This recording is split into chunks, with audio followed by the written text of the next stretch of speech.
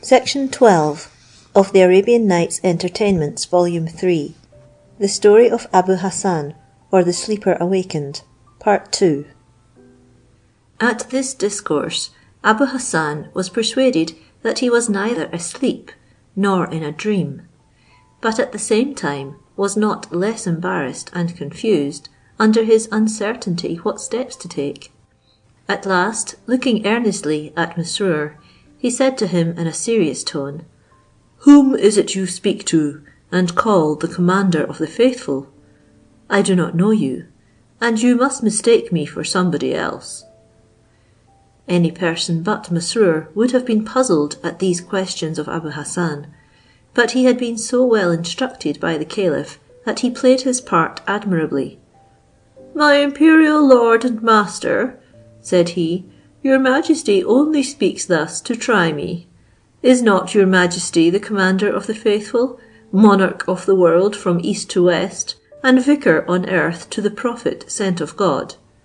Mesrour, your poor slave, has not forgotten you after so many years that he has had the honour and happiness to serve and pay his respects to your majesty. He would think himself the most unhappy of men if he has incurred your displeasure, and begs of you most humbly to remove his fears, but had rather suppose that you have been disturbed by some troublesome dream."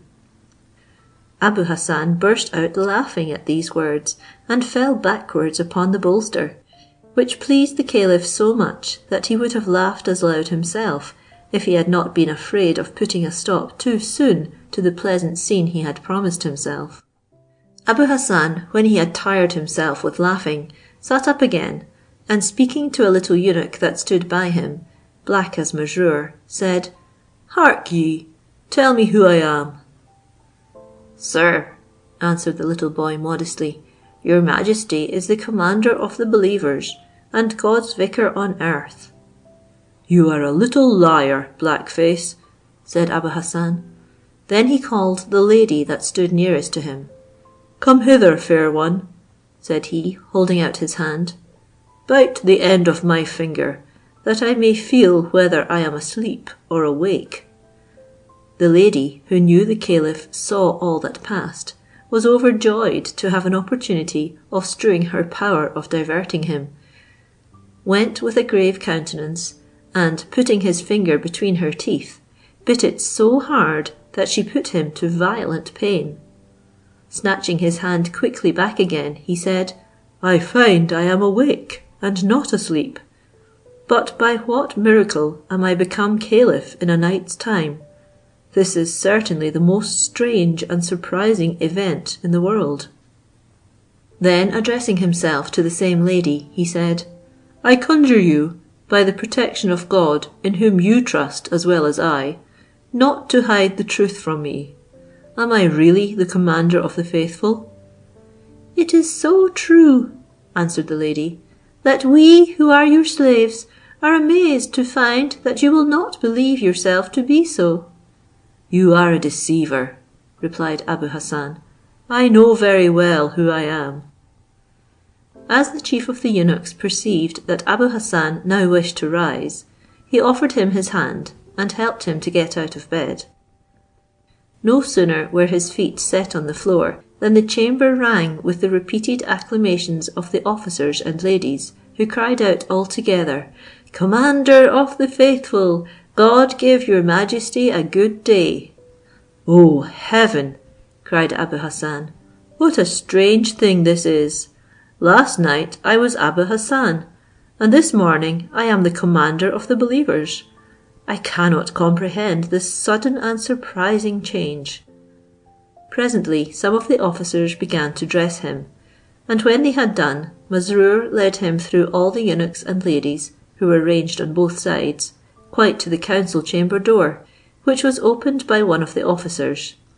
Mesrour walked before him to the foot of the throne, where he stopped, and putting one hand under one arm, while another officer who followed did the same by the other, they helped him to ascend the throne. Abu Hassan sat down amidst the acclamations of the officers, who wished him all happiness and prosperity. and turning to the right and left, he saw the officers of the guards ranged in order, and making a fine appearance. The Caliph in the meantime came out of the closet and went into another, which looked into the hall, from whence he could see and hear all that passed in council, where his grand vizier presided in his place. What pleased him highly was to see Abu Hassan fill his throne with almost as much gravity as himself. As soon as Abu Hassan had seated himself, the grand vizier prostrated himself at the foot of the throne, and rising said, "Commander of the faithful, God shower down blessings on your majesty in this life, receive you into his paradise in the other world, and confound your enemies." Abu Hassan, after all that had happened that morning, at these words of the grand vizier, never doubted but that he was caliph, as he wished to be; and without examining any farther how or by what adventure or sudden change of fortune he had become so, immediately began to exercise his power, and looking very gravely at the vizier, asked him what he had to say. "Commander of the faithful," replied the grand vizier, "the emirs, vizier, and other officers of your council wait without till your majesty gives them leave to pay their accustomed respects." Abu Hassan ordered the door to be opened, and the grand vizier, addressing himself to the officers in waiting, said, "Chief of the doorkeepers, the commander of the faithful orders you to do your duty." When the door was opened, the viziers, emirs, and principal officers of the court, all dressed magnificently in their habits of ceremony, went in their order to the foot of the throne, paid their respects to Abu Hassan, and, bowing their heads down to the carpet, saluted him with the title of Commander of the Faithful, according to the instructions of the grand vizier, and afterwards took their seats. When this ceremony was over, and they were all placed, there was a profound silence. The grand vizier, always standing before the throne, began, according to the order of papers in his hand, to make his report of affairs, which at that time were of very little consequence. Nevertheless, the caliph could not but admire how Abu Hassan acquitted himself in his exalted station, without the least hesitation or embarrassment, and decided well in all matters, as his own good sense suggested. But before the grand vizier had finished his report, Abu Hassan perceived the judge of the police, whom he knew by sight, sitting in his place. "Stop," said he to the grand vizier, interrupting him. "I have an order of consequence to give to the judge of the police." The judge of the police, perceiving that Abu Hassan looked at him, and hearing his name mentioned, arose from his seat, and went gravely to the foot of the throne, where he prostrated himself with his face to the ground. "Judge of the police," said Abu Hassan, "go immediately to such a quarter where you will find a mosque. Seize the imam and 4 old grey beards. Give each of the old men 100 bastinadoes, and the imam 400. After that, mount them all 5, clothed in rags, on camels, with their faces to the tails, and lead them through the whole city with a crier before them, who shall proclaim with a loud voice, 'This is the punishment of all those who trouble their heads with other people's affairs.' Make it their business to create disturbances and misunderstandings in families in their neighbourhood, and do them all the mischief in their power. My intention is also that you enjoin them to leave that quarter, and never to set foot in it more.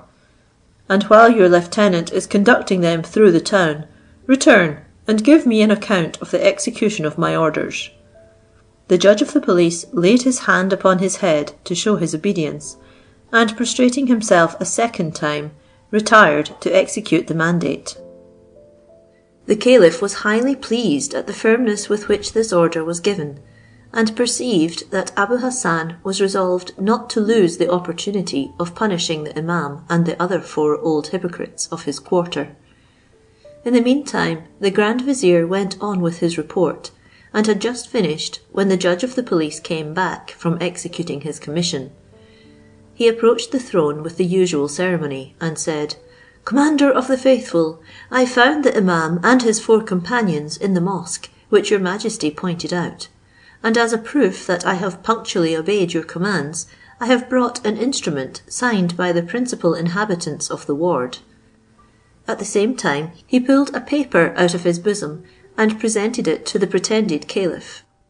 Abu Hassan took the paper, and reading it over cautiously with the names of the witnesses, who were all people he knew, said to the judge of the police, smiling, "It is well. I am satisfied. Return to your seat." "These old hypocrites," said he to himself with an air of satisfaction, "who thought fit to censure my actions, and find fault with my entertaining honest people, deserved this punishment." The caliph all the time penetrated his thoughts, and felt inconceivable delight at his frolic.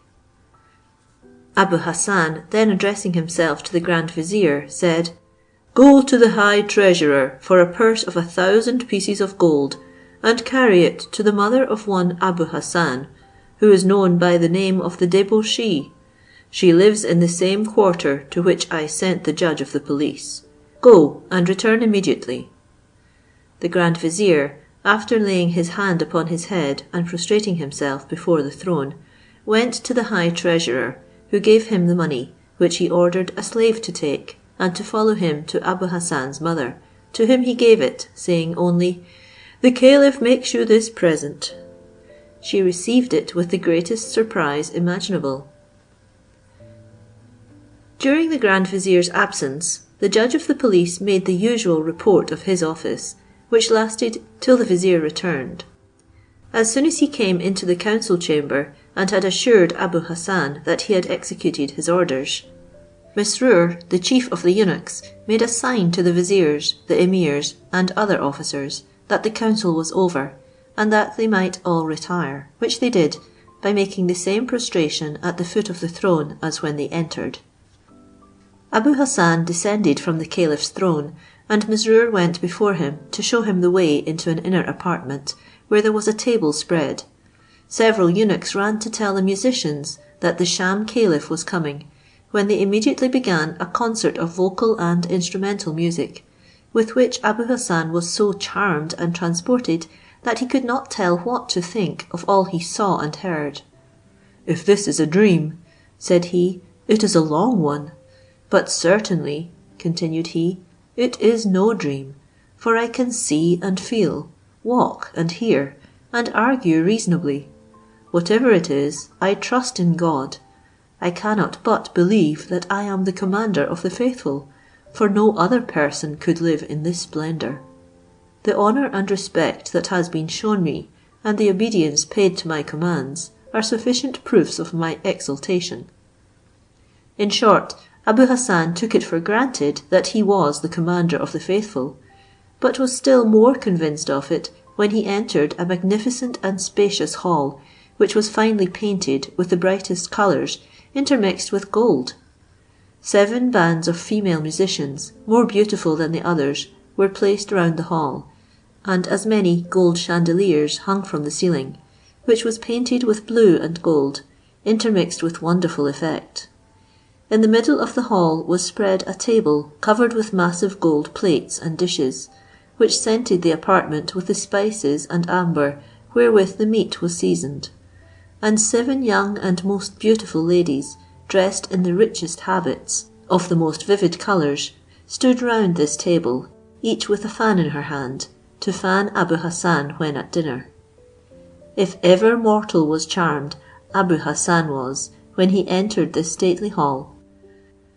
At every step he took, he could not help stopping to contemplate at leisure all the wonders that regaled his eyes, and turned first to one side and then to the other, which gave the caliph, who viewed him with attention, very great pleasure.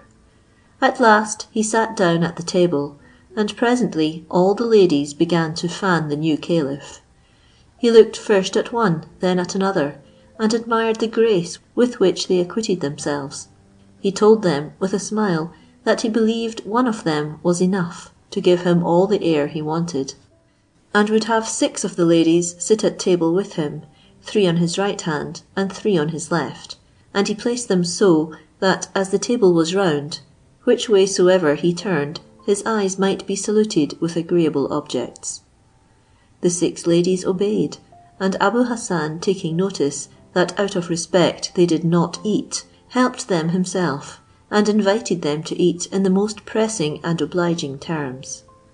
Afterwards he asked their names, which they told him were Alabaster Neck, Coral Lips, Moon Face, Sunshine, Eye's Delight, Heart's Delight, and she who fanned him was Sugar Cane. The many soft things he said upon their names showed him to be a man of sprightly wit, and it is not to be conceived how much it increased the esteem which the Caliph, who saw everything, had already conceived for him.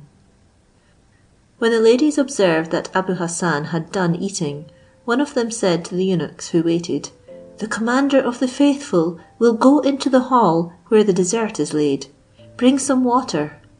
Upon which they all rose from the table, and taking from the eunuch one a gold basin, another a ewer of the same metal, and a third a towel, kneeled before Abu Hassan, and presented them to him to wash his hands.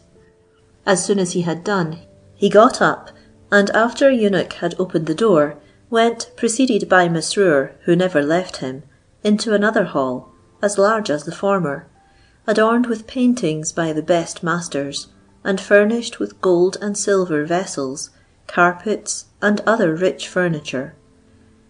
There 7 different bands of music began a concert as soon as Abu Hassan appeared. In this hall there were 7 large lustres, a table in the middle covered with dried sweetmeats, the choicest and most exquisite fruits of the season, raised in pyramids, in 7 gold basins, and 7 ladies more beautiful than the others standing round it, each with a fan in her hand. These new objects raised still greater admiration in Abu Hassan, who, after he had made a full stop, and given the most sensible marks of surprise and astonishment, went directly to the table, where, sitting down, he gazed a considerable time at the 7 ladies, with an embarrassment that plainly showed he knew not to which to give the preference. At last he ordered them all to lay aside their fans and sit down and eat with him, telling them that it was not so hot, but he could spare them that trouble.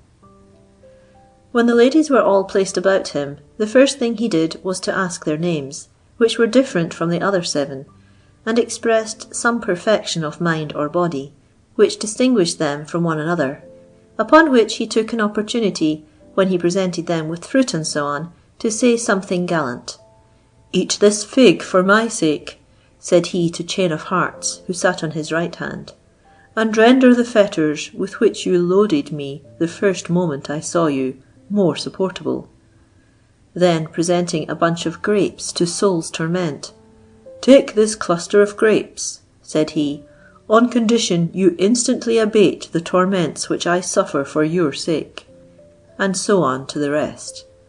By these sallies Abu Hassan more and more amused the Caliph, who was delighted with his words and actions, and pleased to think he had found in him a man who diverted him so agreeably.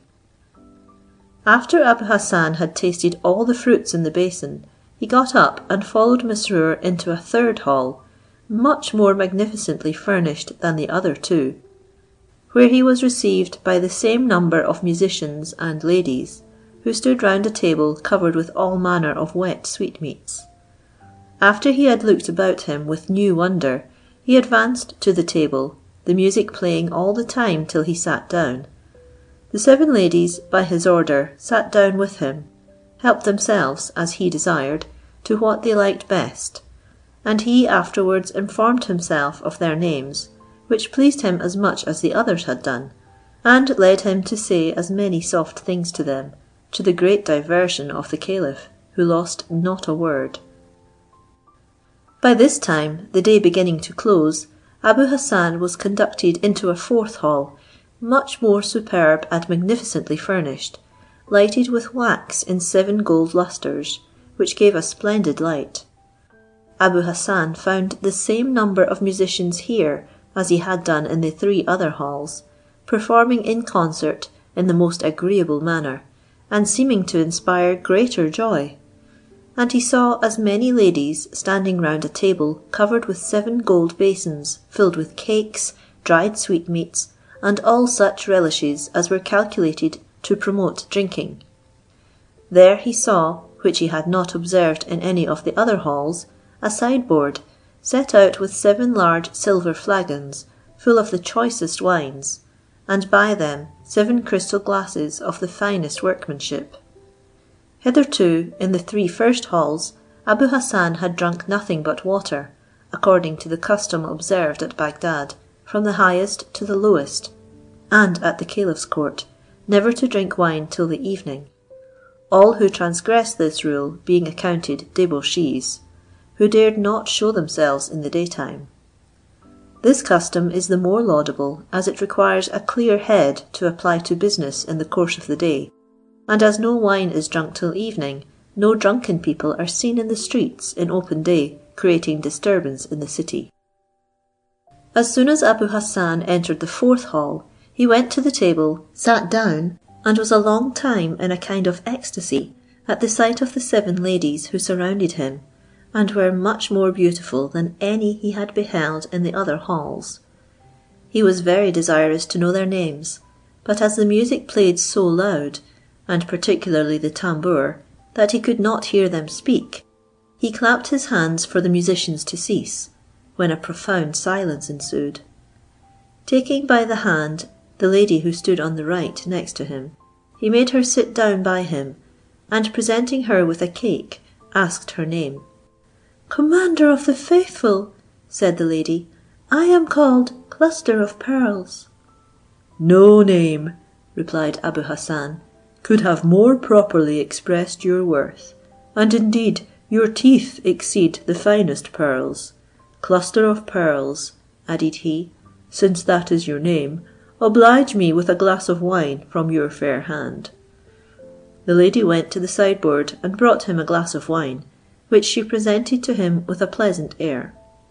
Abu Hassan took the glass with a smile, and looking passionately at her, said, "Cluster of Pearls, I drink your health.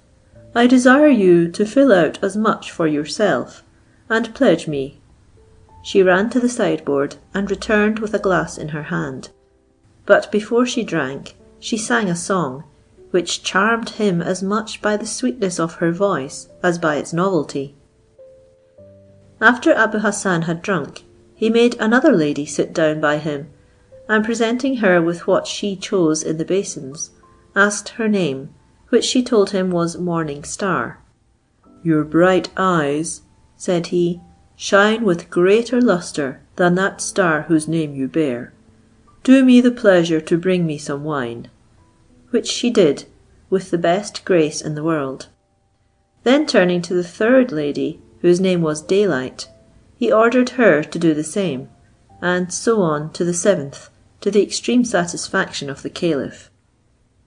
When they had all filled him a glass round, Cluster of Pearls, whom he had just addressed, went to the sideboard, poured out a glass of wine, and putting in a pinch of the same powder the caliph had used the night before, presented it to Abu Hassan.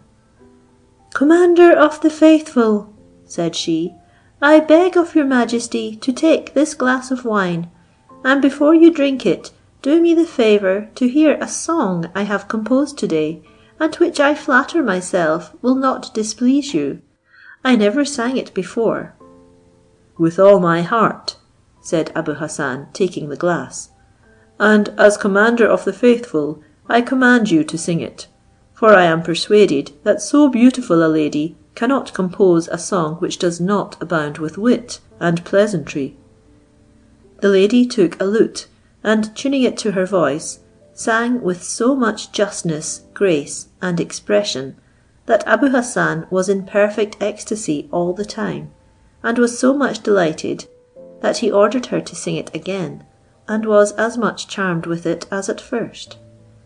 When the lady had concluded, Abu Hassan drank off his glass, and turned his head towards her to give her those praises which he thought she merited, but was prevented by the opiate, which operated so suddenly that his mouth was instantly wide open, and his eyes close shut, and dropping his head on the cushions, he slept as profoundly as the day before when the Caliph had given him the powder.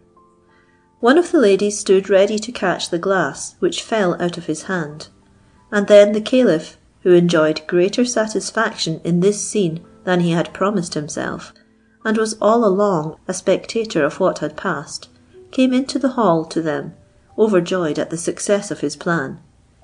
He ordered Abu Hassan to be dressed in his own clothes, and carried back to his house by the slave who had brought him, charging him to lay him on a sofa in the same room, without making any noise, and to leave the door open when he came away. The slave took Abu Hassan upon his shoulders, carried him home by a back door of the palace, placed him in his own house as he was ordered, and returned with speed to acquaint the Caliph. "Well," said the Caliph, "Abu Hassan wished only to be Caliph for one day, to punish the Imam of the mosque of his quarter, and the 4 old men who had displeased him. I have procured him the means of doing this, and he ought to be content." In the meantime, Abu Hassan, who was laid upon his sofa by the slave, slept till very late the next morning. When the powder was worked off, he awoke, opened his eyes, and finding himself at home, was in the utmost surprise. "Cluster of pearls! Morning star! Coral lips! Moon face!" cried he, calling the ladies of the palace by their names, as he remembered them. "Where are you? Come hither." Abu Hassan called so loud that his mother, who was in her own apartment, heard him, and running to him upon the noise he made, said, "What ails you, son? What has happened to you?" At these words Abu Hassan lifted up his head, and looking haughtily at his mother, said, "Good woman, who is it you call son?" "Why, you," answered his mother very mildly. "Are you not Abu Hassan, my son? It is strange that you have forgotten yourself so soon." "I, your son? Old bull," replied Abu Hassan, "you are a liar, and know not what you say. I am not Abu Hassan, I tell you, but the commander of the faithful." "Hold your tongue, son," answered the mother. "One would think you are a fool to hear you talk thus." "You are an old fool yourself," replied Abu Hassan. "I tell you once more, I am the commander of the faithful, and God's vicar on earth." "Ah, child," cried the mother, "is it possible that I should hear you utter such words, and show you are distracted? What evil genius possesses you to make you talk at this rate? God bless you and preserve you from the power of Satan. You are my son, Abu Hassan, and I am your mother." After she had used all the arguments she could think of to bring him to himself, and to show how great an error he was in, she said, "Do not you see that the room you are now in is your own, and is not like the chamber in a palace fit for the commander of the believers, and that you have never left it since you were born, but lived quietly at home with me? Think seriously of what I say, and do not fancy things that are not, nor ever can be. Once more, my son, think seriously of it." Abu Hassan heard all these remonstrances of his mother very patiently, holding down his eyes, and clapping his hands under his chin, like a man recollecting himself, to examine the truth of what he saw and heard. At last he said to his mother, just as if he was waking out of a deep sleep, and with his hand in the same posture, "I believe you are right. Methinks I am Abu Hassan. You are my mother, and I am in my own room." Then looking at her again, and at every object before him, he added, "I am Abu Hassan. There is no doubt of it, and I cannot comprehend how this fancy came into my head." The mother really believed that her son was cured of the disorder of his mind, which she ascribed to a dream, began to laugh with him, and ask him questions about it, when suddenly he started up, and looking crossly at his mother, said, Old sorceress, you know not what you say. I am not your son, nor you my mother. You deceive yourself, and would deceive me. I tell you, I am commander of the faithful, and you shall never persuade me to the contrary." "For heaven's sake, son," said the mother, "let us leave off this discourse.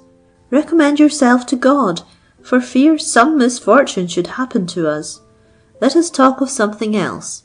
I will tell you what happened yesterday in our quarter to the imam of the mosque and the 4 sheikhs, our neighbours. The judge of the police came and seized them, and gave each of them I know not how many strokes with a bastinado, while a crier proclaimed that such was the punishment of all those who troubled themselves about other people's business, and employed themselves in setting their neighbours at variance. He afterwards led them through all the streets, and ordered them never to come into our quarter again." Abu Hassan's mother little thought her son had any share in this adventure, and therefore had turned the discourse on purpose to put him out of the conceit of being the commander of the faithful. But instead of effacing that idea, she recalled it, and impressed the more deeply in his mind that it was not imaginary, but real. Abu Hassan no sooner heard this relation, but he cried out, "I am neither thy son nor Abu Hassan, but certainly the commander of the believers. I cannot doubt after what you have told me. Know then that it was by my order the imam and the 4 sheikhs were punished. And I tell you, I am certainly the commander of the faithful. Therefore, say no more of its being a dream. I was not asleep, but as much awake as I am now. You do me much pleasure to confirm what the judge of the police told me he had executed punctually according to my order. I am overjoyed that the imam and the 4 sheikhs, those great hypocrites, were so chastised, and I should be glad to know how I came here. God be praised for all things. I am certainly commander of the faithful, and all thy arguments shall not convince me of the contrary." The mother, who could not imagine why her son so strenuously and positively maintained himself to be caliph, no longer doubted but that he had lost his senses, when she found he insisted so much on a thing that was so incredible, and in this thought said, "I pray God, son, to have mercy upon you. Pray do not talk so madly. Beseech God to forgive you, and give you grace to talk more reasonably. What would the world say to hear you rave in this manner? Do you not know that walls have ears?" These remonstrances only enraged Abu Hassan the more, and he was so provoked at his mother that he said, "Old woman, I have desired you once already to hold your tongue. If you do not, I shall rise and give you cause to repent all your lifetime. I am the caliph and the commander of the believers, and you ought to credit me when I say so." The good woman, supposing that he was more distracted than ever, abandoned herself to tears, and beating her face and breast, expressed the utmost grief and astonishment to see her son in such a state. Abu Hassan, instead of being appeased or moved by his mother's tears, lost all the respect due from a son to his mother. Getting up hastily, and laying hold of a switch, he ran to his mother in great fury, and in a threatening manner that would have frightened any one but a mother so partial to him, said, "Tell me directly, wicked woman, who I am." "I do not believe, son," replied she, looking at him tenderly and without fear, "that you are so abandoned by God as not to know your mother, who brought you into the world, and to mistake yourself. You are indeed my son Abu Hassan, and are much in the wrong to arrogate to yourself the title which belongs only to our sovereign lord the Caliph Harun al-Rashid, especially after the noble and generous present the monarch made us yesterday. I forgot to tell you that the Grand Vizier Ja'afir came to me yesterday, and putting a purse of 1,000 pieces of gold into my hands, bade me pray for the commander of the faithful, who had sent me that present. And does not this liberality concern you more than me, who have but a short time to live." At these words Abu Hassan grew quite mad. The circumstance of the caliph's liberality persuaded him more than ever that he was caliph, remembering that he had sent the vizier. "Well, old hag," cried he, "will you be convinced when I tell you that I sent you those 1,000 pieces of gold by my grand vizier Ja'afar, who obeyed my commands, as I was commander of the faithful? But instead of believing me, you endeavour to distract me by your contradictions, and maintain with obstinacy that I am your son. But you shall not go long unpunished." After these words, he was so unnatural in the height of his frenzy as to beat her cruelly with his cane. The poor mother, who could not have thought that her son would have come so soon from words to blows, called out for help so loudly that the neighbours ran in to her assistance. Abu Hassan continued to beat her at every stroke, asking her if he was the commander of the faithful, to which she always answered tenderly that he was her son. End of Section 12. Section 13 of the Arabian Nights Entertainments, Volume 3. The Story of Abu Hassan, or the Sleeper Awakened, Part 3. By the time the neighbours came in, Abu Hassan's rage began to abate. The first who entered the room got between him and his mother, and taking the switch out of his hand, said to him, "What are you doing, Abu Hassan? Have you lost all fear of God and your reason? Did ever a son so well brought up as you dare to strike his mother? Are you not ashamed so to treat yours who loves you so tenderly?" Abu Hassan, still full of fury, looked at him who spoke without returning an answer, and then, staring on all the rest of his neighbours who had followed, said, "Who is that Abu Hassan you speak of? Is it me you call by that name?" This question disconcerted the neighbours. "How?" said he who spoke first. "Do not you know your mother, who brought you up, and with whom you have always lived?" "Begone, you are impertinent vagabonds," replied Abu Hassan. "I neither knew her nor you, and will not know her. I am not Abu Hassan. I am the commander of the faithful, and will make you feel it to your cost." At this speech the neighbours no longer doubted that he was mad, and to prevent his repeating his outrages, seized him, notwithstanding his resistance, and bound him hand and foot. But though apparently disabled from doing any mischief, they did not choose to leave him alone with his mother. Two of them ran for the keeper of the hospital for insane persons, who came presently with chains, handcuffs, a bastinado, and many attendants. When they entered the room, Abu Hassan, who little expected such treatment, struggled to unloose himself, but after his keeper had given him 2 or 3 smart strokes upon the shoulders, he lay so quiet that the keeper and his people did what they pleased with him. As soon as they had bound and manacled him, they took him with them to the hospital. When he was got out of the house into the street, the people crowded round him. One buffeted him, another boxed him, and others called him fool and madman. To all this treatment he replied, "There is no greatness and power but in God Most High and Almighty. I am treated as a fool, though I am in my right senses. I suffer all these injuries and indignities for the love of God." He was conducted to the hospital, where he was lodged in a grated cell. But before he was shut up, the keeper, who was hardened to such terrible execution, regaled him without pity with 50 strokes of the bastinado on his shoulders, which he repeated every day for 3 weeks, bidding him remember that he was not the commander of the faithful. "I am not mad," said Abu Hassan, "but if I wanted your assistance, nothing would so effectually make me mad as your cruel treatment. I want not your advice."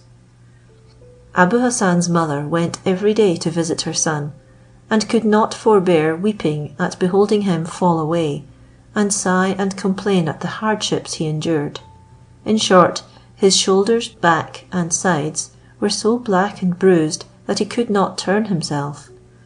his mother would willingly have talked with him to comfort him, and to sound him whether he still retained the notion of being caliph. But whenever she opened her mouth, he stopped her with so much fury that she was forced to leave him and return home, inconsolable at his obstinacy. By degrees, however, those strong and lively ideas which Abu Hassan had entertained, of having been clothed in the caliph's habit, having exercised his authority, and been punctually obeyed and treated like the true caliph, the assurance of which had persuaded him that he was so, began to wear away. Sometimes he would say to himself, "If I was the caliph and commander of the believers, how came I, when I awoke, to find myself at home dressed in my own apparel? Why should I not have been attended by eunuchs and their chief, and a crowd of beautiful ladies? Why should the grand vizier and all those emirs and governors of provinces, who prostrated themselves at my feet, forsake me? Undoubtedly, if I had any authority over them, they would have delivered me long ago out of the miserable condition I am in. Certainly I ought to look upon all as a dream. It is true, however, that I commanded the judge of the police to punish the imam and the 4 old men his companions. I ordered the grand vizier to carry my mother 1,000 pieces of gold, and my commands were executed. All these points are obstacles to my believing it a dream, but there are so many things that I cannot comprehend, nor ever shall, that I will put my trust in God, who knows all things." Abu Hassan was taken up with these thoughts and reflections when his mother came to see him. She found him so much altered and emaciated that she shed a torrent of tears, in the midst of which she saluted him as she used to do, and he returned her salutation, which he had never done before since he had been in the hospital. This she looked upon to be a good sign. "Well, my son," said she, wiping her tears, "how do you do, and how do you find yourself? Have you renounced all those whims and fancies which the devil had put into your head?" "Indeed, mother," replied Abu Hassan, very rationally and calmly, and in a tone expressive of his grief for the excesses he had been transported to against her, "I acknowledge my error, and beg of you to forgive the execrable crime which I have been guilty of towards you, and which I detest. I ask pardon also of my neighbours whom I have abused. I have been deceived by a dream, but by so extraordinary a one, and so like the truth, that I venture to affirm any other person to whom such a thing might have happened, would have been guilty of as great or greater extravagances. And I am this instant so much perplexed about it, that while I am speaking I can hardly persuade myself but that what befell me was matter of fact, so like was it to what happens to people who are broad awake. But whatever it was, I do and shall always regard it as a dream and an illusion. I am convinced that I am not that shadow of a caliph and commander of the faithful, but Abu Hassan your son, the son of a person whom I always honoured till that fateful day, the remembrance of which will cover me with confusion, and whom in future I shall honour and respect all my life as I ought." At this rational declaration, the tears of sorrow and affliction which the mother of Abu Hassan had so long shed were changed into those of joy. "My son," cried she, transported with pleasure, "my satisfaction and comfort to hear you talk so reasonably is inexpressible, and it gives me as much joy as if I had brought you into the world a second time. But I must tell you my opinion of this adventure, and observe one thing which you may not have noticed. The stranger whom you brought home the evening before your illness to sup with you, went away without shutting your chamber door after him, as you desired, which I believe gave the devil an opportunity to enter, and throw you into the horrible illusion you have been in. Therefore, my son, you ought to return God thanks for your deliverance, and beseech him to keep you from falling again into the snares of the evil spirit."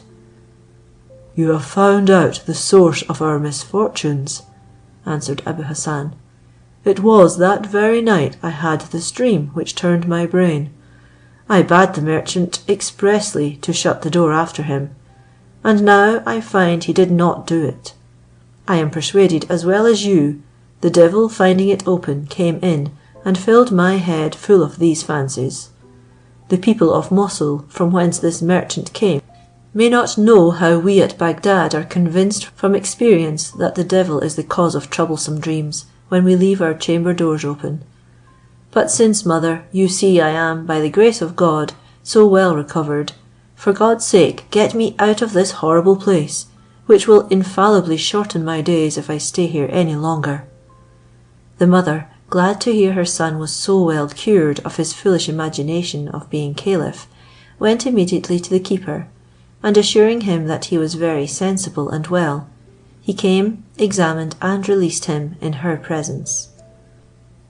When Abu Hassan came home, he stayed within doors some days to recover his health by better living than he had found at the hospital. But when he had recovered his strength, and felt no longer the effect of the harsh treatment he had suffered in his confinement, he began to be weary of spending his evenings alone. He accordingly entered again upon the same plan as he had before pursued, which was to provide enough every day to regale a stranger at night. The day on which Abu Hassan renewed his custom of going about sunset to the end of Baghdad Bridge, to stop the first stranger there offered, and invite him to do him the honour of supping with him, happened to be the first day of the month, that which the caliph always set apart to go in disguise out of some one of the gates, to observe what was committed contrary to the good government of the city, as established and regulated at the beginning of his reign. Abu Hassan had not been long arrived at the bridge, when, looking about him, he perceived the Mosul merchant, followed by the same slave. Persuaded that all his misfortunes were owing to the merchant's having left his door open, he shuddered at the sight of him. "God preserve me," said he to himself, "if I am not deceived, there is again the magician who enchanted me." He trembled with agitation, and looked over the side railing into the river, that he might not see him till he was past. The caliph, who wished to renew the diversion he had received, had taken care to inform himself of all that had happened to Abu Hassan, and enjoyed much pleasure at the relation given him, especially at his being sent to a madhouse. But as this monarch was both just and generous, and had taken a great liking to Abu Hassan, as capable of contributing further to his amusement, and had doubted whether, after renouncing his frenzied character of a caliph, he would return to his usual manner of living, with a view therefore to bring him to his palace, he disguised himself again like a merchant of Mosul, the better to execute his plan. He perceived Abu Hassan at the same time that he saw him, and presently guessed by his action that he was angry and wished to shun him. This made him walk close to the side railing, and when he came nigh him, he put his head over to look him in the face. "Ho, brother Abu Hassan," said he, "is it you? I greet you. Give me leave to embrace you." "Not I," replied Abu Hassan pettishly, without looking at the pretended Mosul merchant. "I do not greet you. I will have neither your greeting nor your embraces. Go along." "What?" answered the caliph. "Do you not know me? Do you not remember the evening we spent together at your house this day month, where you did me the honour to treat me very generously?" "No," replied Abu Hassan in the same tone, "I do not know you, nor what you talk about. Go, I say again, about your business." The caliph was not to be diverted from his purpose by this rude behaviour. He well knew the law Abu Hassan had imposed on himself, never to have commerce again with a stranger he had once entertained, but pretended to be ignorant of it. "I cannot believe," said he, "but you must know me again. It is not possible that you should have forgotten me in so short a time. Certainly some misfortune has befallen you, which inspires you with this aversion for me. However, you ought to remember that I showed my gratitude by my good wishes, and that I offered you my interest, which is not to be slighted, in an affair which you had much at heart?" "I do not know," replied Abu Hassan, "what your interest may be, and I have no desire to make use of it; but I am sensible the utmost of your good wishes ended in making me mad. In God's name, I say once more, go your way, and trouble me no more." "Ah, brother Abu Hassan," replied the caliph, embracing him, "I do not intend to part with you thus, since I have had the good fortune to meet with you a second time. You must exercise the same hospitality towards me again that you showed me a month ago, when I had the honour to drink with you." "I have protested against this," said Abu Hassan, "and have so much power over myself as to decline receiving a second time as my guest a man like you, who carries misfortunes with him. You know the proverb, 'Take up your drum and be gone.' Make the application to yourself. How often must I repeat my refusal? God be with you. You have been the cause of my sufferings, and I will not trust myself with you again." "My good friend Abu Hassan," said the caliph, embracing him, "you treat me in a way I little expected. I beg of you not to speak to me thus harshly, but be persuaded of my friendship. Do me the favour to tell me what has happened to you, for I assure you I wished you well, and still do so, and would be glad of an opportunity to make you any amends for the trouble I have caused you, if it has been really my fault." Abu Hassan yielded to the solicitations of the caliph. "Your incredulity and importunity," said he, "have tired my patience, and what I am going to relate will show you that I do not accuse you wrongfully." The caliph seated himself by Abu Hassan, while he told him all that had happened to him, from his waking in the palace to his waking again in his own house, all which he described as a mere dream, and recounted all the circumstances which the caliph knew as well as himself, and which renewed his pleasure. He enlarged afterwards on the impression which the dream of being caliph and commander of the faithful had made upon him, which, he said, threw him into such extravagancies, that his neighbours were obliged to carry him to a madhouse, where he was treated in a manner which he deemed most barbarous and inhuman. "But," said he, "what will surprise you, and what you little think of, is, that it was altogether your fault that these things happened to me. For if you remember, I desired you to shut the door after you, which you neglected, and the devil, finding it open, entered and put this dream into my head, which, though it was very agreeable, was the cause of the misfortune I complain of. You, therefore, for your negligence, are answerable for the horrid and detestable crime I have committed in lifting my hand against my mother, whom I might have killed. I blush for shame when I think of it, because she said I was her son, and would not acknowledge me for commander of the faithful, as I thought and positively insisted on to her that I was. You are the cause of the offence I have given my neighbours, when, running in at the cries of my poor mother, they surprised me in the horrid act of felling her at my feet, which would never have happened if you had taken care to shut my door when you went away, as I desired you. They would not have come into my house without my leave, and, what troubles me most of all, they would not have been witnesses of my folly. I should not have been obliged to strike them in my own defence, and they would not have bound and fettered me, to carry and shut me up in the hospital for madmen, where I assure you every day that I remained confined in that hell, I received a score of strokes with a bastinado." Abu Hassan recounted his complaints with great warmth and vehemence to the caliph, who knew as well as himself what had passed, and was delighted to find that he had succeeded so well in his plan to throw him into the vagaries, from which he still was not entirely free. He could not help laughing at the simplicity wherewith he related them.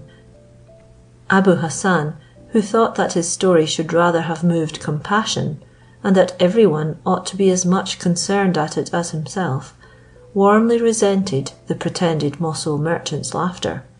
"What," said he, "do you make a jest of me, and laugh in my face? Or do you believe I laugh at you when I speak seriously? If you want proof of what I advance, look yourself, and see whether or no I tell the truth."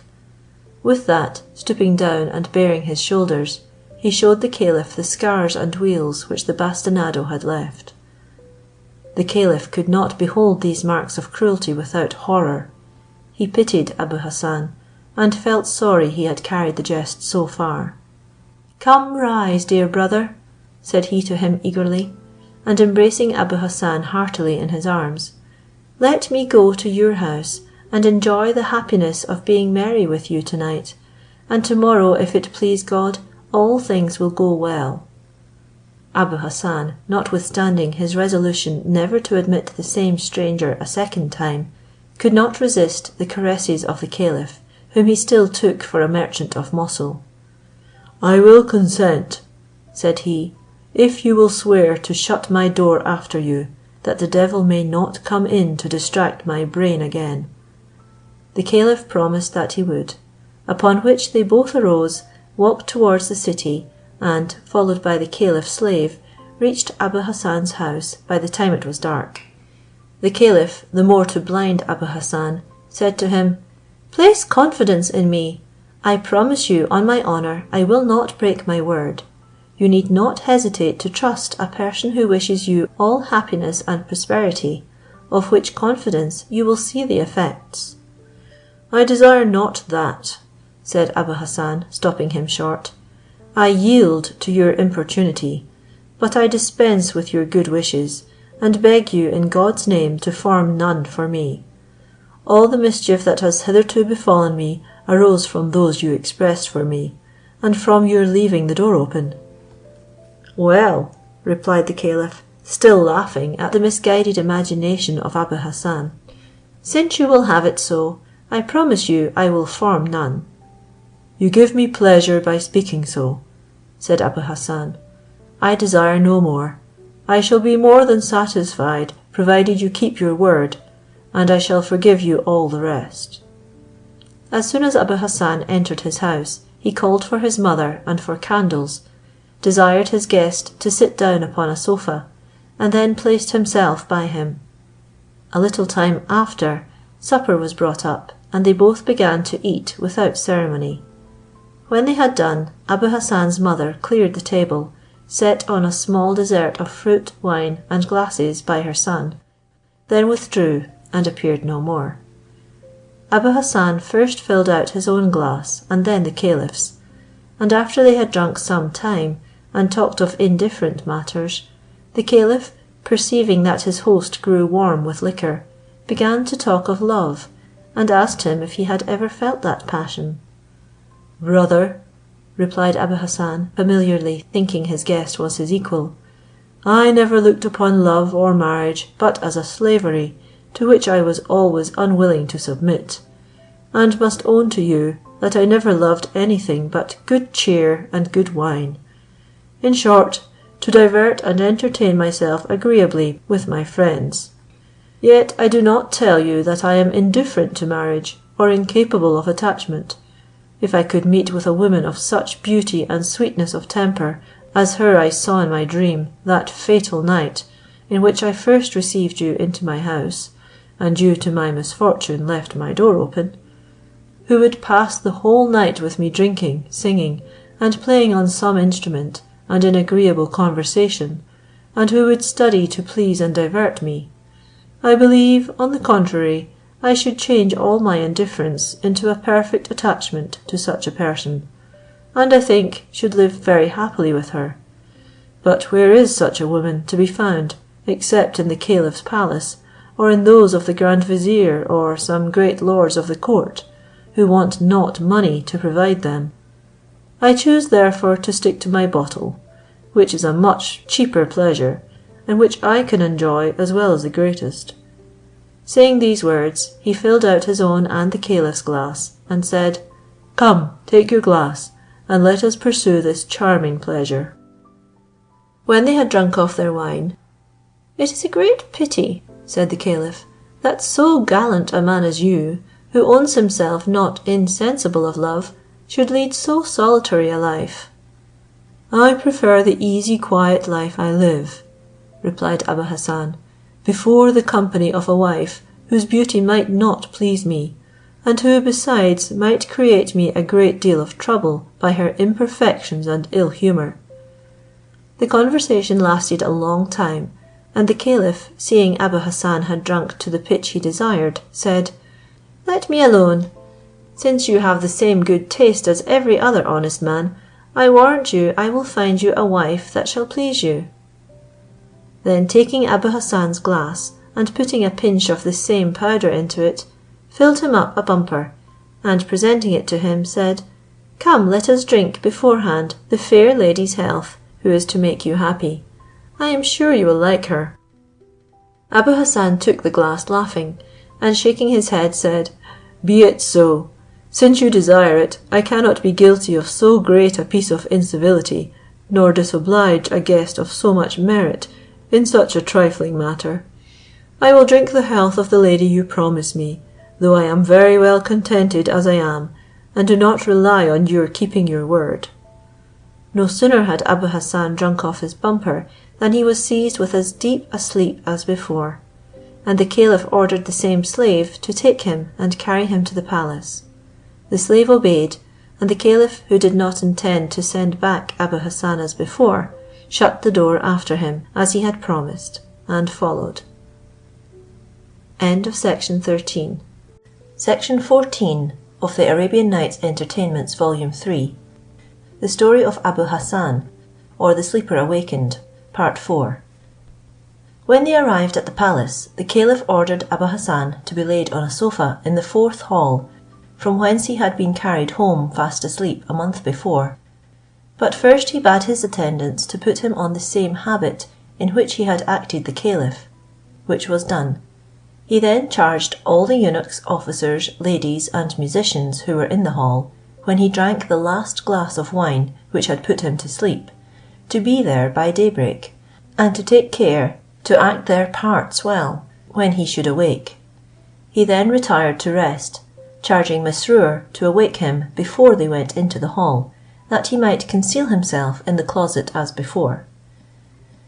Mesrour, at the hour appointed, awakened the caliph, who immediately rose and went to the hall where Abu Hassan lay still asleep, and when he had placed himself in his closet, Mesrour and the other officers, ladies, and musicians who waited for him went in and placed themselves about the sofa, so as not to hinder the caliph from seeing what passed, and noticing all his actions. Things being thus disposed, and the caliph's powder having had its effect, Abu Hassan began to awake without opening his eyes, and threw off the phlegm, which was received in a gold basin as before. At that instant the 7 bands of singers joined their voices to the sounds of hautboys, fifes, flutes, and other instruments, forming a very agreeable concert. Abu Hassan was in great surprise to hear the delightful harmony, but when he opened his eyes and saw the ladies and officers about him, whom he thought he recognized, his amazement increased. The hall that he was in seemed to be the same he had seen in his first dream, and he observed the same lustres, and the same furniture and ornaments. The concert ceased, to give the caliph an opportunity of attending to the countenance of his guest, and all that he might say in his surprise. The ladies, Mesrour, and all the officers of the chamber waited in profound and respectful silence. Abu Hassan bit his finger, and cried loud enough for the caliph to hear him, "Alas! I am fallen again into the same dream and illusion that happened to me a month ago, and must expect again the bastinado and grated cell at the madhouse. Almighty God," added he, "I commit myself into the hands of thy divine providence. He was a wicked man that I entertained at my house last night, who has been the cause of this illusion, and the hardships I must again undergo.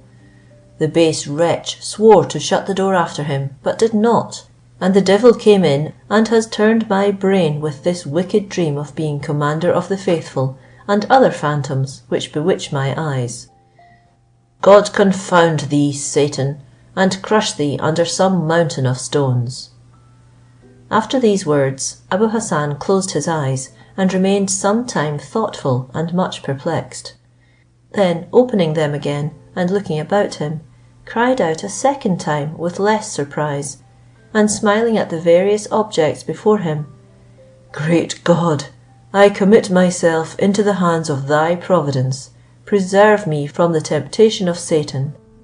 Then shutting them again, he said, "I will go to sleep until Satan leaves me, and returns as he came, were I to wait till noon." They did not give him time to go to sleep again as he promised himself, for Strength of Hearts, one of the ladies whom he had seen before, approached, and sitting down on the sofa by him, said to him respectfully, "Commander of the faithful, I entreat your majesty to forgive me for taking the liberty to tell you not to go to sleep. Day appears, and it is time to rise." "Begone, Satan!" answered Abu Hassan, raising his voice. But looking at the lady, he said, "Is it me you call the commander of the faithful? Certainly you take me for somebody else." "It is to your majesty I give that title," replied the lady, "to whom it belongs, as you are sovereign of the world, and I am your most humble slave. Undoubtedly," added she, "your majesty means to divert yourself by pretending to have forgotten yourself, or this is the effect of some troublesome dream. But if you would but open your eyes, the mists which disturb your imagination would soon be dispelled, and you would find yourself in your own palace, surrounded by your officers and slaves, who all wait your commands. And that your majesty may not be surprised to find yourself in this hall, and not in bed, I beg leave to inform you that you fell so suddenly asleep last night, that we were unwilling to awake you to conduit you to your chamber, but laid you carefully upon this sofa." In short, she said to him so many things which appeared probable, that at last he sat up, opened his eyes, and recollected her and all the ladies again. They all approached him, and she who spoke first, resuming the discourse, said, "Commander of the faithful, and vicar of the Prophet on earth, be not displeased if I acquaint your majesty once more that it is time to rise, for day appears." "You are very troublesome and importunate," replied Abu Hassan, rubbing his eyes. "I am not the commander of the faithful, but Abu Hassan. I know it well, and you shall not persuade me otherwise." "We do not know that Abu Hassan your majesty speaks of, nor desire to know him," answered the lady, "but we know you to be the commander of the believers, and you cannot persuade us to the contrary." Abu Hassan, looking about, and finding himself in the same hall, attributed all he saw and heard to such a dream as he had had before, and greatly feared the dreadful consequences. "Allah have mercy on me," said he, lifting up his hands and eyes like a man who knew not where he was. "I commit myself into his hands. I cannot doubt, after what I have seen, but that the devil who came into my chamber possesses me, and fills my imagination full of all these visions." The caliph, who saw him all the time, and heard these exclamations, began to shake so heartily that he had much difficulty to forbear bursting into loud laughter. Abu Hassan laying himself down again and shutting his eyes, the same lady said, "Commander of the faithful, since your majesty does not rise, after we have, according to our duty, informed you it is day, and the dispatch of business requires your presence, we shall use the liberty you give us in such cases." Then taking him by one arm, and calling to one of the other ladies to do the same by the other, they lifted him up and carried him into the middle of the hall, where they seated him, and all taking hands, danced and skipped round him, while the music played and sounded loudly in his ears. Abu Hassan was in inexpressible perplexity, and exclaimed, "What! Am I indeed caliph and commander of the faithful?" And in his uncertainty would have said more, but the music was so loud that he could not be heard. At last he made a sign to String of Pearls and Morning Star, two of the ladies who were dancing, that he wanted to speak with them, upon which they forbore and went to him. "Do not lie now," said he, "but tell me truly who I am." "Commander of the faithful," replied Morning Star, "your Majesty means either to surprise us by asking this question, as if you did not know that you are Commander of the faithful, and Vicar on earth of the Prophet of God, Master of both worlds, that whereon we now are, and that to come after death, or else you must have had some extraordinary dream that has made you forget who you are, which may well be, considering that your Majesty has slept longer than ordinary. However, if you will give me leave, I will refresh your memory with what passed yesterday." She then told him how he went to council, punished the Imam and the 4 old men, and had sent a present by his grand vizier of 1,000 pieces of gold to the mother of one Abu Hassan; what he did in the inner part of the palace, and what passed at the 3 meals which he took in the 3 halls, adding, "In the 4th, your Majesty did us the honour to make us sit down by you, to hear our songs, and received wine from our hands, until your Majesty fell asleep, as Strength of Hearts has told you. From that time, your Majesty has continued, contrary to custom, in a sound sleep until now. Strength of Hearts, all your other slaves, and the officers present, can confirm what I say, and it is now time you should go to prayers." "Very well," replied Abu Hassan, shaking his head. "You would have me believe all this, but I tell you, you are all fools or mad, and that is great pity, for you are very handsome. Since I saw you, I have been at home, where I used my mother so ill that they sent me to a madhouse, and kept me there 3 weeks against my will, beat me unmercifully every day, and yet you would make me believe all this to be a dream." "Commander of the faithful," answered Morning Star, "you are mistaken. We are ready to swear by all your Majesty holds most dear, that all you relate can be only a dream. You have never stirred out of this hall since yesterday, but slept here all night." The confidence with which the lady assured Abu Hassan that all she said was truth, and that he had never been out of the hall since that time, bewildered his senses so that he was at a loss what to believe. "O heaven!" said he to himself, "am I Abu Hassan, or the Commander of the Faithful? Almighty Heaven, enlighten my understanding, and inform me of the truth, that I may know what to trust." He then uncovered his shoulders, and showed the ladies the livid weals of the blows he had received. "Look," said he, "judge whether these strokes could come to me in a dream, or when I was asleep. For my part, I can affirm that they were real blows. I feel the smart of them yet, and that is a testimonial there is no room to doubt. Now, if I received these strokes in my sleep, it is the most extraordinary thing in the world, and surpasses my comprehension."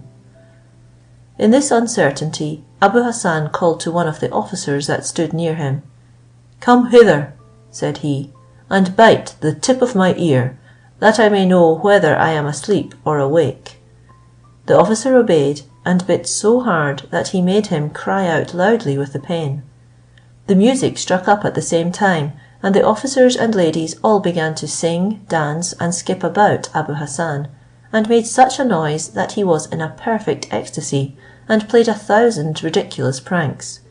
He threw off his caliph's habit and his turban, jumped up in his shirt and drawers, and taking hold of 2 of the ladies' hands, began singing, jumping, and cutting capers, so that the caliph could not contain himself, but burst into such violent laughter that he fell backwards, and was heard above the noise of all the musicians.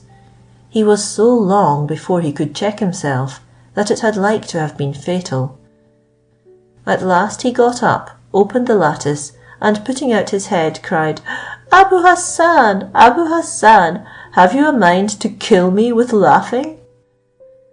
As soon as the caliph's voice was heard, everybody was silent, and Abu Hassan among the rest, who, turning his head to see from whence the voice came, knew the caliph, and in him recognized the Mosul merchant, but was not in the least daunted.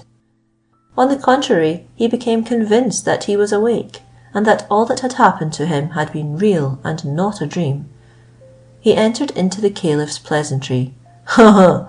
said he, looking at him with good assurance, "you are a merchant of Mosul, and complain that I would kill you. You have been the occasion of my using my mother so ill, and of my being sent to a madhouse. It was you who treated the imam and the 4 sheikhs in the manner they were used, and not me. I wash my hands of it. It is you who have been the cause of all my disorders and sufferings. In short, you are the aggressor, and I the injured person." "Indeed you are in the right, Abu Hassan," answered the caliph, laughing all the while. "But to comfort you, and make amends for all your troubles, I call heaven to witness I am ready and willing to make you what reparation you please to ask."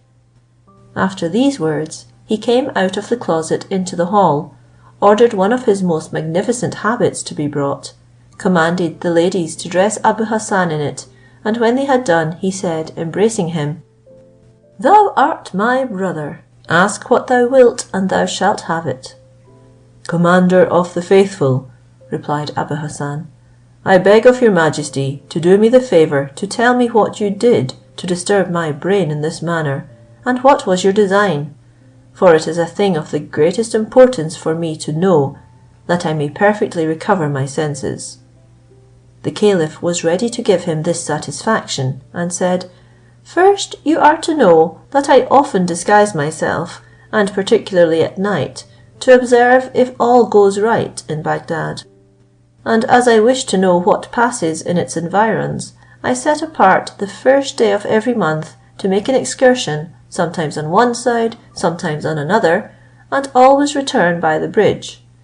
The evening that you invited me to supper, I was beginning my rounds, and in our conversation you told me that the only thing you wished for was to be caliph for 24 hours, to punish the imam of your mosque and his 4 counsellors.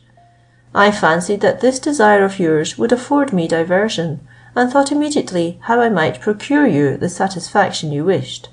I had about me a certain powder, which immediately throws the person who takes it into a sound sleep for a certain time.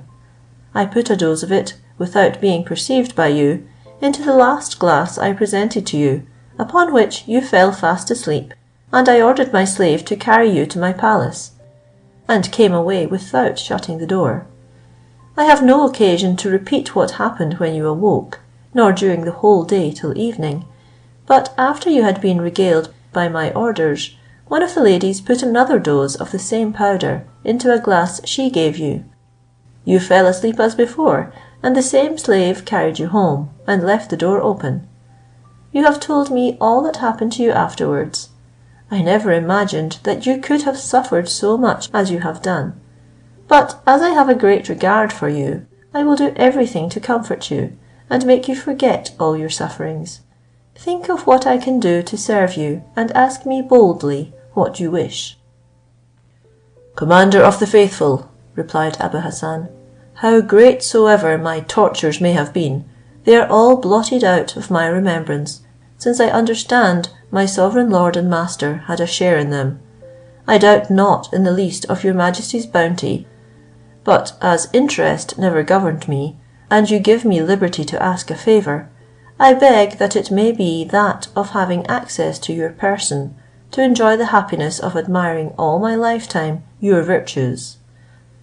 This proof of disinterestedness in Abu Hassan confirmed the esteem the caliph had entertained for him.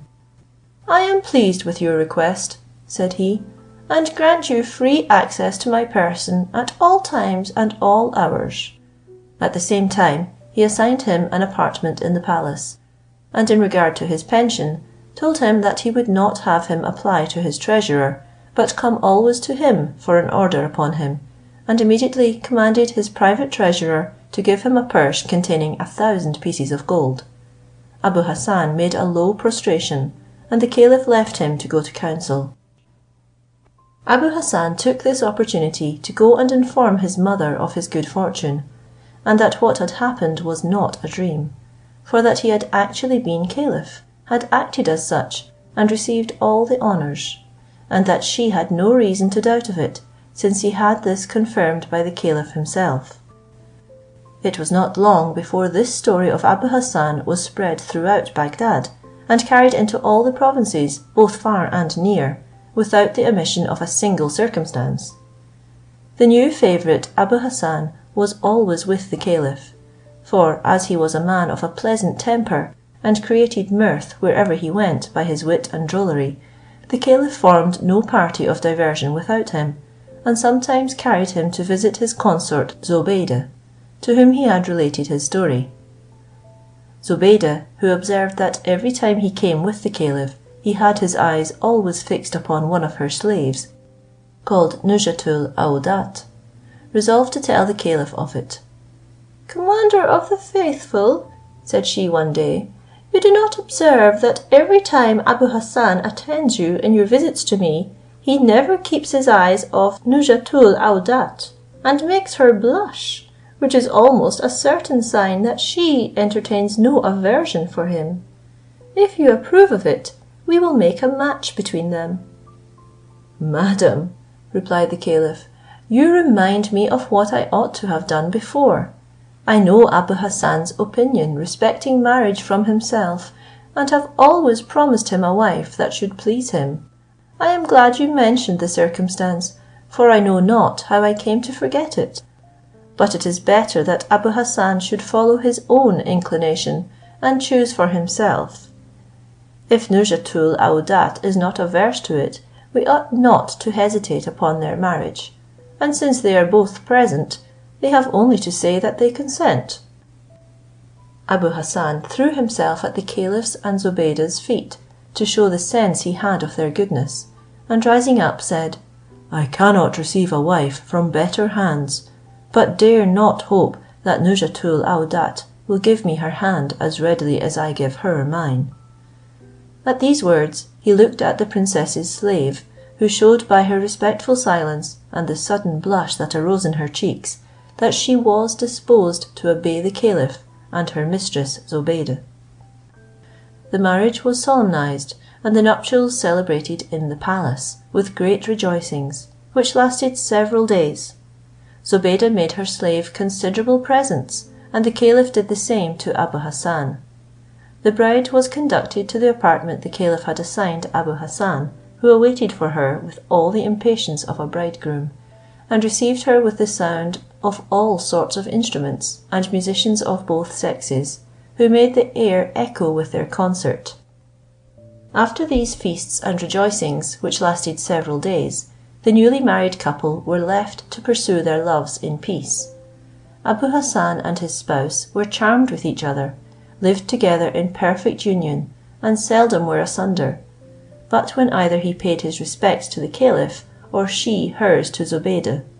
Indeed, Nujatul Audat was endued with every qualification capable of gaining Abu Hassan's love and attachment, was just such a wife as he had described to the caliph, and fit to sit at the head of his table. With these dispositions they could not fail to pass their lives agreeably. They kept a good table, covered with the nicest and choicest rarities in season, by an excellent cook, who took upon him to provide everything. Their sideboard was always stored with exquisite wines, placed within their reach when at table, where they enjoyed themselves in an agreeable conversation, and afterwards entertained each other with some pleasantry or other, which made them laugh more or less, as they had in the day met with something to divert them. And in the evenings, which they consecrated to mirth, they had generally some slight repast of dried sweetmeats, choice fruits, and cakes, and at each glass invited each other by new songs to drink, and sometimes accompanied their voices with a lute or other instruments which they could both touch. Abu Hassan and Nujatul Audat led this pleasant life unattentive to expense, until at length the caterer, who had dispersed all his and their money for these expenses, brought them in a long bill, in hope of having an advance of cash. They found the amount to be so considerable, that all the presents which the caliph and Zobeide had given them at their marriage were but just enough to pay him. This made them reflect seriously on what was past, which however was no remedy for the present evil. But they agreed to pay the caterer, and having sent for him, gave him all they owed him, without considering the difficulty they should be in immediately after. The caterer went away, highly pleased at receiving so large a sum, though Abu Hassan and his wife were not so well satisfied with seeing the bottom of their purse, but remained a long time silent and very much embarrassed, to find themselves reduced to poverty the very first year of their marriage. Abu Hassan remembered that the caliph, when he took him into the palace, had promised never to let him want, but when he considered how prodigal he had been of his money, was unwilling to expose himself to the shame of letting the caliph know the ill use he had made of his bounty, and that he wanted a supply. Besides, he had made over his patrimony to his mother when the caliph had received him near his person, and was afraid to apply to her, lest she should discover that he had returned to the same extravagance he had been guilty of after his father's death. His wife, on the other hand, regarded Zobeide's generosity and the liberty she had given her to marry as more than a sufficient recompense for her service, and thought she had no right to ask more. Abu Hassan at last broke silence, and looking at his wife said, "I see you are in the same embarrassment as myself, and thinking what we must do in this unhappy juncture, when our money fails us so unexpectedly. I do not know what your sentiments may be, but mine are, let what will happen, not to retrench our expenses in the least, and I believe you will come into my opinion. The point is, how to support them without stooping to ask the caliph or Zobeide, and I think I have fallen on the means, but we must assist each other." This discourse of Abu Hassan very much pleased his wife, and gave her some hopes. "I was thinking so as well as you," said she, "but durst not explain my thoughts, because I do not know how we can help ourselves, and must confess that what you tell me gives me a revival of pleasure. Since you say you have found out a resource, and my assistance is necessary, you need but tell me in what way, and I will do all that lies in my power." "I was sure," replied Abu Hassan, "that you would not fail me in a business which concerns us both, and therefore I must tell you, this want of money has made me think of a plan which will supply us, at least for a time. It consists in a little trick we must put, I upon the caliph, and you upon Zobeide, and at which, as I am sure they will both be diverted, it will answer advantageously for us. You and I will both die." "Not I, indeed," interrupted Nujatul Audat. "You may die by yourself if you please, but I am not so weary of this life, and whether you are pleased or not, will not die so soon. If you have nothing else to propose, you may die by yourself, for I assure you I shall not join you." "You are a woman of such vivacity and wonderful quickness," replied Abu Hassan, "that you scarcely give me time to explain my design. Have but a little patience, and you shall find that you will be ready enough to die such a death as I intend, for surely you could not think I meant a real death." "Well," said his wife, "if it is but a sham death you design, I am at your service, and you may depend on my zeal to second you in this manner of dying. But I must tell you truly, I am very unwilling to die as I apprehended you at first." "Be but silent a little," said Abu Hassan, "and I will tell you what I promise. I will feign myself dead, and you shall lay me out in the middle of my chamber, with my turban upon my face, my feet towards Mecca, as if ready to be carried out to burial. When you have done this, you must lament and weep bitterly, as is usual in such cases, tear your clothes and hair, or pretend to do it, and go all in tears, with your locks dishevelled, to Zobeide. The princess will of course inquire the cause of your grief, and when you have told her, with words intermixed with sobs, she will pity you, give you money to defray the expense of my funeral, and a piece of good brocade to cover my body, that my interment may be the more magnificent, and to make you a new dress in the room of that you will have torn. As soon as you return with the money and the brocade, I will rise, lay you in my place, and go and act the same part with the caliph, who I dare say will be as generous to me as Zobeide will have been to you. Nujatul Aoudat highly approved the project, and said to Abu Hassan, "Come, lose no time, strip to your shirt and drawers, while I prepare a winding sheet. I know how to bury as well as anybody, for while I was in Zobeida's service, when any of my fellow slaves died, I had the conducting of the funeral." Abu Hassan did as his wife mentioned, and laid himself on the sheet which she had spread on the carpet in the middle of the room. As soon as he had crossed his arms, his wife wrapped him up, turned his feet towards Mecca, and put a piece of fine muslin and his turban upon his face, so that nothing seemed wanting but to carry him out to be buried. After this she pulled off her head dress, and with tears in her eyes, her hair dishevelled, and seeming to tear it off, with a dismal cry and lamentation, beating her face and breast with all the marks of the most lively grief, ran across the court to Zobeida's apartments, who, hearing the voice of a person crying very loud, commanded some of her women to see who it was.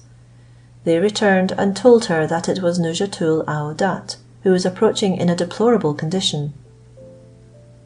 The princess, impatient to know what had happened to her, rose up immediately and went to meet her at the door of her antechamber.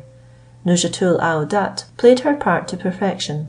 As soon as she saw Zobeide, who held the door open, she redoubled her cries, tore her hair off by handfuls, beat her face and breast, and threw herself at her feet, bathing them with her tears. Zobeide, amazed to see her slave in such extraordinary affliction, asked what had happened, but instead of answering, she continued her sobs, and at last, feigning to strive to check them, said, with words interrupted by sighs, "Alas, my most honoured lady and mistress, what greater misfortune could have befallen me than this, which obliges me to throw myself at your majesty's feet? God prolong your days, my most respectable princess, in perfect health, and grant you many happy years. Abu Hassan, poor Abu Hassan, whom you honoured with your esteem, and gave me for a husband, is no more." At these words, Nujatul Aoudat redoubled her tears and sighs, and threw herself again at the princess's feet. Zobeide was extremely concerned at this news. "Abu Hassan dead?" cried she. "That agreeable, pleasant man! I did not expect his death so soon. He seemed to promise a long life, and well deserved to enjoy it." She then also burst into tears, as did all her women, who had been often witnesses of Abu Hassan's pleasantries when the caliph brought him to amuse the princess Zobeide, and all together continued for some time bewailing his loss. At length the princess Zobeide broke silence. "Wicked woman," cried she, addressing herself to the false widow, "perhaps you may have occasioned his death. Your ill temper has given him so much vexation that you have at last brought him to his grave." Nujatul Aoudat seemed much hurt at the reproaches of Zobeide. "Ah, madam," cried she, "I do not think I ever gave your majesty, while I was your slave, reason to entertain so disadvantageous an opinion of my conduct to a husband who was so dear to me. I should think myself the most wretched of women, if you were persuaded of this. I behaved to Abu Hassan as a wife should do to a husband for whom she has a sincere affection, and I may say, without vanity, that I had for him the same regard he had for me. I am persuaded he would, were he alive, justify me fully to your majesty. But, madam," added she, renewing her tears, "his time was come, and that was the only cause of his death." Zobeide, as she had really observed in her slave a uniformly equal temper, mildness, great docility, and zeal for her service, which showed she was rather actuated by inclination than duty, hesitated not to believe her on her word, and ordered her treasurer to fetch 100 pieces of gold and a piece of rich brocade. The slave soon returned with the purse and piece of brocade, which, by Zobeide's order, she delivered to Nujatul Aoudat, who threw herself again at the princess's feet, and thanked her with great self-satisfaction at finding she had succeeded so well. "Go," said Zobeide, "use that brocade to cover the corpse of your husband, and with the money bury him handsomely, as he deserves. Moderate the transport of your afflictions. I will take care of you." As soon as Nouzhatoul aouadat got out of the princess's presence, she dried up her tears, and returned with joy to Abu Hassan, to give him an account of her good success. When she came home, she burst out laughing on seeing her husband still stretched out in the middle of the floor. She ran to him, bade him rise and see the fruits of his stratagem. He arose, and rejoiced with his wife at the sight of the purse and brocade. Unable to contain herself at the success of her artifice, "Come, husband," said she, laughing, "let me act the dead part, and see if you can manage the caliph as well as I have done Zobeide." "That is the temper of all women," replied Abu Hassan, "who, we may well say, have always the vanity to believe they can do things better than men, though at the same time what good they do is by their advice. It would be odd indeed if I, who laid this plot myself, could not carry it on as well as you. But let us lose no time in idle discourse. Lie down in my place, and witness if I do not come off with as much applause." Abu Hassan wrapped up his wife as she had done him, and with his turban unrolled, like a man in the greatest affliction, ran to the caliph, who was holding a private council with Jaaffier and other confidential viziers. He presented himself at the door, and the officer, knowing he had free access, opened it.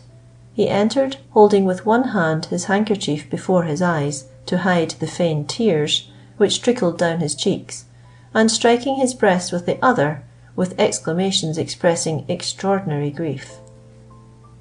The caliph, always used to seeing Abu Hassan with a merry countenance, was very much surprised to behold him in so much distress.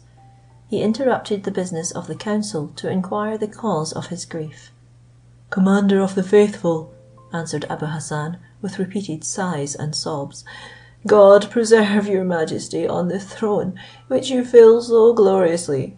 A greater calamity could not have befallen me than what I now lament. Alas! Nouzhatoul aouadat, whom you in your bounty gave me for a wife, to gladden my existence, alas!" At this exclamation, Abu Hassan pretended to have his heart so full that he could not utter more, but poured forth a flood of tears. The caliph, who now understood that Abu Hassan came to tell him of the death of his wife, seemed much concerned, and said to him with an air which showed how much he regretted her loss, "God be merciful to her! She was a good slave, and we gave her to you with an intention to make you happy. She deserved a longer life." The tears then ran down his face, so that he was obliged to pull out his handkerchief to wipe them off. The grief of Abu Hassan and the tears of the caliph excited those of Jaaffier and the other viziers. They bewailed the death of Nouzhatoul aouadat, who on her part was only impatient to hear how Abu Hassan succeeded. The caliph had the same suspicion of the husband that Zobeide had of the wife, and imagined that he had occasioned her death. "Wretch," said he, in a tone of indignation, "have not you been the cause of your wife's death by your ill treatment of her? You ought at least to have had some regard for the princess my consort, who loved her more than the rest of her slaves, yet consented to give her to you. What a return for her kindness!" "Commander of the faithful," replied Abu Hassan, affecting to weep more bitterly than before, "can your majesty for a moment suppose that Abu Hassan, whom you have loaded with your favours and kindness, and on whom you have conferred honours he could never have aspired to, can have been capable of such ingratitude? I loved Nouzhatoul aouadat, my wife, as much on these accounts as for the many good qualities she possessed, and which drew from me all the attachment, tenderness, and love she deserved. But, my lord," added he, "she was to die, and God would no longer suffer me to enjoy a happiness for which I was indebted to your majesty and your beloved consort." Abu Hassan dissembled so well, that the Caliph, who had never heard how extravagantly he and his wife had lived, no longer doubting his sincerity, ordered his treasurer, who was present, to give Abu Hassan a purse of 100 pieces of gold and a piece of brocade. Abu Hassan immediately cast himself at the Caliph's feet and thanked him for his present. "Follow the treasurer," said the monarch, "throw the brocade over the corpse, and with the money show the last testimony of thy love for thy wife." Abu Hassan made no reply to these obliging words of the Caliph, but retiring with a low prostration, followed the treasurer, and as soon as he had got the purse and piece of brocade, went home, well pleased with having found out so quick and easy a way of supplying the necessity which had given him so much uneasiness. Nouzhatoul aouadat, weary with lying so long in one posture, waited not till Abu Hassan bade her rise, but as soon as she heard the door open, sprang up, ran to her husband, and asked him if he had imposed on the Caliph as cleverly as she had done on Zobeide. "You see," said he, showing her the stuff and shaking the purse, "that I can act a sorrowful husband for a living wife, as well as you can a weeping widow for a husband not dead." Abu Hassan, however, was not without his fears that this double plot might be attended with some ill consequences. He thought it would not be amiss to put his wife on her guard as to what might happen, that they might act in concert. "For," added he, "the better we succeed in embarrassing the Caliph and Zobeide, the more they will be pleased at last, and perhaps may show their satisfaction by greater liberality." This last consideration induced them to carry on their stratagem farther. The Caliph, though he had important affairs to decide, was so impatient to condole with the princess on the death of her slave, that he rose up as soon as Abu Hassan was gone, and put off the council to another day. "Follow me," said he to Mesrour, who always attended him wherever he went, and was in all his councils. "Let us go and share with the princess the grief which the death of her slave Nouzhatoul aouadat must have occasioned." Accordingly, they went to Zobeide's apartment, whom the Caliph found sitting on a sofa, much afflicted and still in tears. "Madam," said the Caliph, going up to her, "it is unnecessary to tell you how much I partake with you in your affliction, since you must be sensible that what gives you pleasure or trouble has the same effect on me. But we are all mortal, and must surrender up to God that life he has given us when he requires it. Nouzhatoul aouadat, your faithful slave, was endued with qualifications that deserved your esteem, and I cannot but approve your expressing it after her death. But consider, all your grief will not restore her to life. Therefore, madam, if you love me, and will take my advice, be comforted for this loss. Take care of a life which you know is precious to me, and constitutes all the happiness of mine." If the princess was charmed with these tender sentiments which the Caliph expressed in his compliments, she was amazed to hear of Nouzhatoul aouadat's death. This news threw her into such astonishment that she was not able to return an answer for some time. At last recovering, she replied with an air expressive of surprise, "Commander of the faithful, I am very sensible of all your tender sentiments, but give me leave to say, I cannot comprehend the news you tell me of the death of my slave, who is in perfect health. My affliction is for the death of Abu Hassan, her husband, your favourite, whom I esteemed as much for the regard you had for him, as his having so often diverted me agreeably, and for whom I had as great a value as yourself.